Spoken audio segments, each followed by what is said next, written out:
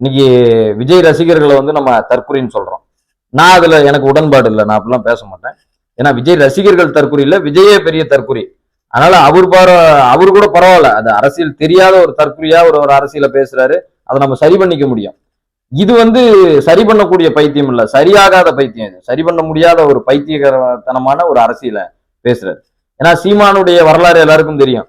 அவர் வளர்ந்து வந்ததே திராவிடர் கழக மேடையிலையும் திமுக மேடையிலையும் விடுதலை சிறுத்தைகள் கட்சியினுடைய மேடையிலையும் தான் வந்தாரு. அது அண்ணன் இப்பயும் ஒத்துக்குவாரு, அதுல மாட்டுக்கிறது இல்ல. சமீப காலமா முன்னெடுக்கிற இந்த சங்கித்தனமான அரசியல், ரஜினியை பார்த்துட்டு வந்து வெளியில வந்து சங்கி என்றால் சக தோழன் அப்படிங்கிறாரு, நண்பன் அப்படிங்கிறாரு. அப்ப வெளிப்படையா ஒத்துக்கங்க, ஏன் வந்து இப்படிப்பட்ட அரசியல்? நம்ம நேரடியா RSS பிஜேபியை எதிர்க்கிறோம், அவனை கூட நம்ம சமாளிச்சிடலாம்.